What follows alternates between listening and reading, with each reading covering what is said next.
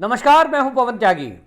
मुंबई से एक बड़ी खबर है और वो खबर ये है कि शाहरुख खान का बेटा आर्यन खान ड्रग मामले में एनसीबी ने गिरफ्तार किया है। जी हां, आपको बताएं कि ये जो आर्यन खान है ये एक क्रूज पर चीफ गेस्ट के तौर पर इनवाइट था और इसके साथ बॉलीवुड के कई कलाकारों के बच्चे इसमें शामिल थे, यानी सेलिब्रिटियों के बच्चे इसमें शामिल थे और उनके नाम को एक कंपनी ने इस्तेमाल किया कि ये जो क्रूज है ये गोवा के लिए निकलेगा 2 अक्टूबर को और ये 4 अक्टूबर को वापसी आएगा, यानी 2 दिन का टूर रखा गया जिसमें नाइट पार्टी, ड्रग में पूरा ड्रग का इंतजाम, ये सब प्रचार किया गया था कि सेलिब्रिटी पार्टी है। और उस पार्टी के नाम पर जब सेलिब्रिटियों के बच्चों के नाम आए और आपको बताएं ये चीफ गेस्ट के तौर पर आर्यन खान का नाम प्रचारित किया गया था, उसमें निश्चित रूप से बहुत सारे लोग आकर्षित हुए और इतना हुआ कि 1 लाख रुपए तक भी लोगों ने इस क्रूज पे बुकिंग के लिए दिए।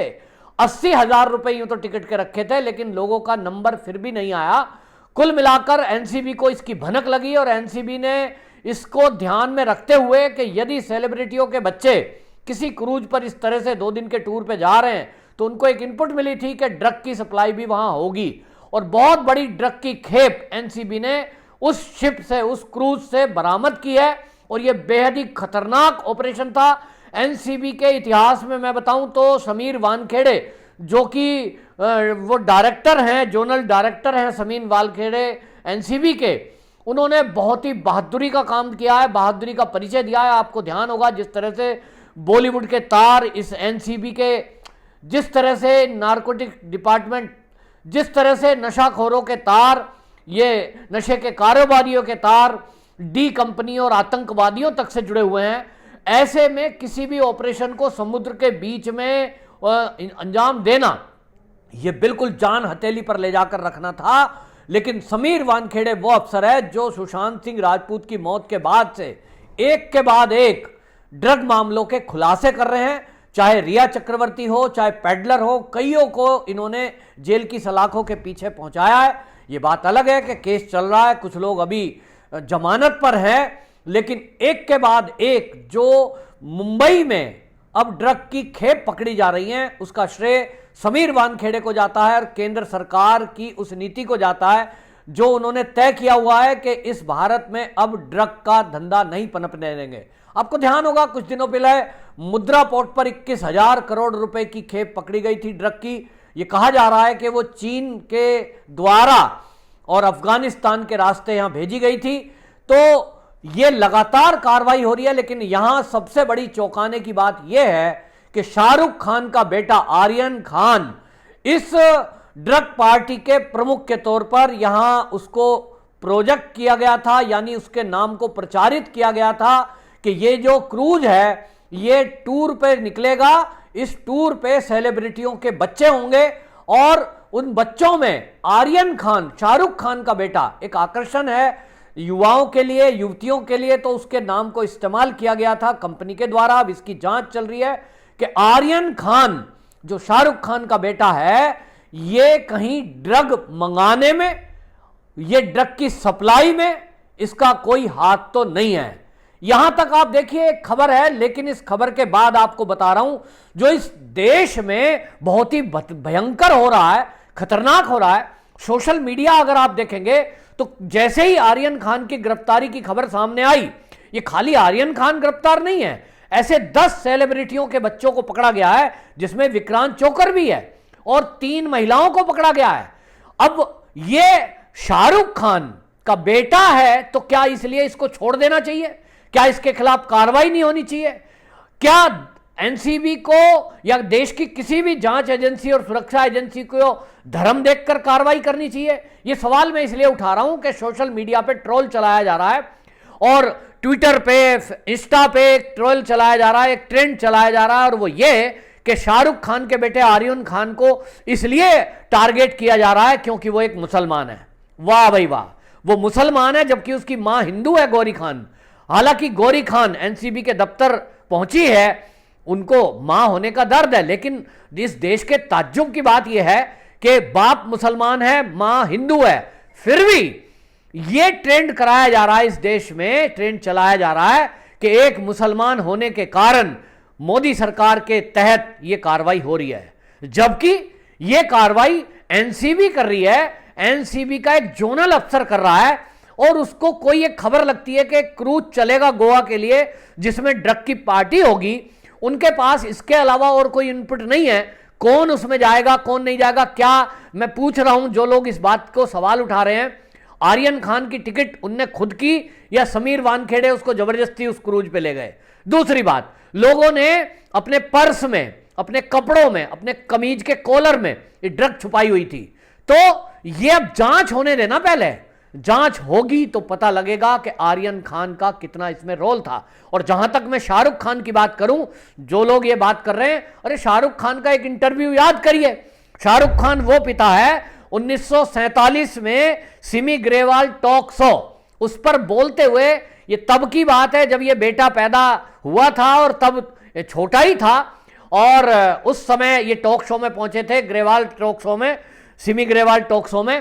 तो पूछा था सिमी ग्रेवाल टॉक शो में, शाहरुख खान और गौरी खान दोनों बैठे थे कि भाई आप क्या चाहते हैं, अपने बच्चे को क्या बनाएंगे बड़ा होकर।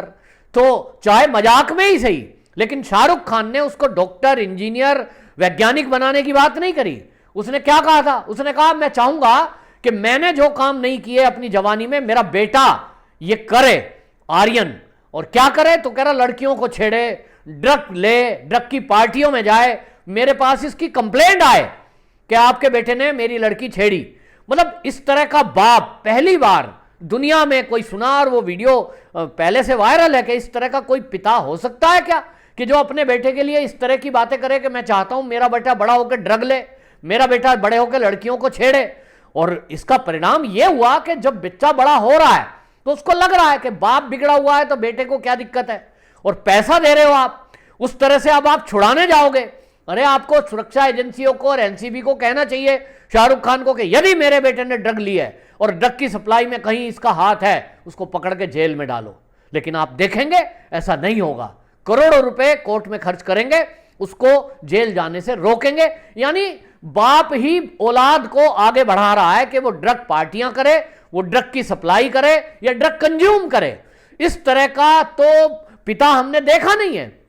और यदि पिता इस तरह से बेटे को आगे करके, और उनको यह पता नहीं है कि वो कर क्या रहा है, ड्रग की पार्टी में जा रहा है, और हमने पहले पिछले दिनों वीडियोस देखी हैं ऐसी, लेकिन उनको यह कह के नकार दिया जाता है कि साहब ये तो फर्जी हैं, तो अब फर्जी बता दो। लेकिन इस तरह का जो ये खुलासा हुआ है, ये बहुत चौंकाने वाला है कि जो ये अपने को सफेद पोश बने हुए हैं, इन लोगों के आखिरकार काले कारनामे क्या हैं, इसका पता लगाना जरूरी है। जिस समय सुशांत सिंह राजपूत के केस में ड्रग का एंगल बॉलीवुड से संबंध खुले थे, उस समय आपको बताएं कंगना रनौत को टारगेट किया गया था, जिस कंगना रनौत ने यह पोल खोली थी कि बड़े पैमाने पर ड्रग पार्टियां होती हैं।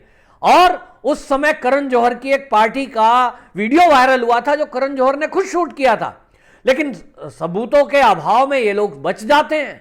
कह दिया साहब वीडियो है, ये तो हमने मजाक में बनाया था। तो अब सबूत के साथ ये रेव पार्टी होते हुए समुद्र में सबूत के साथ पकड़ी गई है, जिसमें आर्यन खान ड्रग ले रहा है, उसके हाथ में ड्रग थी, रंगे हाथों एनसीबी ने पकड़ा है। अब ये इसके बावजूद भी अब क्या कोई बॉलीवुड की सफाई में कहेगा, लेकिन ये बात तय है कि बॉलीवुड में बड़े पैमाने पर इस तरह की ड्रग और पार्टियां और ड्रग का कंज्यूम, ये पहले जैसे हमने देखा है क्या, कई सारे ऐसे बॉलीवुड के एक्टर, उनके ऊपर कार्रवाई हुई और एनसीबी ने उनको पकड़ा था। तो पकड़ा है, ये क्लियर हो चुका है कि बॉलीवुड में ये गंदगी है। इस गंदगी को खत्म करने के लिए बॉलीवुड के लोगों को आगे आना चाहिए, लेकिन होता यह है कि वो आगे आने के बजाय उन लोगों के बचाव में आ जाते हैं जो अपराधी हैं, जो ड्रग की सप्लाई कर रहे हैं या ड्रग को जो कंज्यूम कर रहे हैं। आप समझिए आर्यन की क्या उम्र है, अभी बहुत छोटी उम्र है, टीन एज है। इसमें माँ बाप को उसके पक्ष के बजाय उसको सुधार की तरफ ले जाना चाहिए। लेकिन अभी हम देखेंगे, अगले 1-2 घंटों में ही देखेंगे हम कि किस तरह से उसके बचाव में बहुत सारे लोग बॉलीवुड के उतर के आएंगे, कुछ लिबरल्स उतर के आएंगे। तो मतलब आप समझिए कि गंदगी बॉलीवुड में पनप रही है, और इस गंदगी में ये ड्रग का मामला है और इनको दुनिया फॉलो करती है। अगर सेलिब्रिटियों के बच्चे, चाहे वो अमिताभ बच्चन की नातिन हो, इन सेलिब्रिटियों के बच्चे हों, जब ये पार्टी में जाएंगे और इनका नाम किसी को पता लगेगा कि फला पार्टी में वो फला एक्टर का बेटा आ रहा है या एक्ट्रेस की बेटी आ रही है, तो कितने का भी टिकट हो, बहुत सारा यूथ ऐसा है जिनके पास पैसा है, वो उस पैसे को देकर उस पार्टी में जाएंगे और फिर जब वो देखेंगे कि ये भी कुछ खा रहे हैं तो हम भी खा लें। ऑफर किया जाता है कई बार ऐसी पार्टियों में। तो बड़े पैमाने पर जो ड्रग पकड़ी गई है, ये बहुत बड़ा खुलासा हुआ है और ये भी इससे साफ हुआ है कि बॉलीवुड के जो कलाकार हैं वो ड्रग के धंधे में हैं। इनडायरेक्टली, डायरेक्टली वो इस धंधे को बढ़ावा दे रहे हैं, जिसके तार विदेशी आतंकवादियों तक से जुड़े हुए हैं। इसकी आमदनी ये आती है बॉलीवुड में और ये इस पैसे को किस तरह से आतंकवादियों तक पहुंचाते हैं, इसका कुछ खुलासा पिछले दिनों हुआ था। ये इवेंट के नाम पर विदेशों में जाते हैं और वहां से नशे का कारोबार करने में कई बार इनकी संलिप्तता होती है। मुंबई एयरपोर्ट पर या जो भी शिप पर ये आते हैं, उनमें अभी तक ये अपना नाम दिखाकर, शोहरत दिखाकर प्राइवेट जेट से आ रहे हैं, इसलिए छूट जाते थे, इनको विशेष सुविधा थी। लेकिन 2014 से जब से मोदी सरकार आई है, इस तरह का वीवीआईपी कल्चर और वीवीआईपी छूट को सरकार ने खत्म किया है और यह तय किया है कि नाम कितना भी बड़ा क्यों ना हो, कानून से ऊपर नहीं है। और इस समय समीर वानखेड़े ने भी यही बयान दिया है। उन्होंने कहा है, बेशक कितने ही बड़े बाप का औलाद क्यों ना हो, कितने ही बड़े बाप का, कितने ही बड़े लोगों के नाम क्यों ना जुड़े हुए हो, हम निष्पक्ष कार्रवाई करेंगे और जो दोषी होगा उसको छोड़ेंगे नहीं, वो जेल जाएगा। तो निश्चित रूप से इस मामले में समीर वानखेड़े और पूरी एनसीबी की वो टीम जो जान हथेड़ी पर रखकर समुद्र के बीच में उस शिप में सवार होकर, उस क्रूज में सवार होकर गई, वाकई में कितने भी बड़े क्रिमिनल उस हो सकते थे, क्योंकि जब नशे की पार्टी चल रही हो, नशे की बड़ी खेप हो,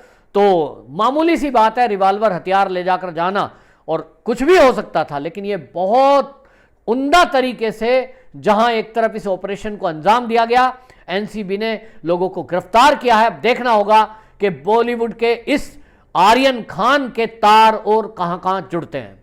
वंदे मातरम।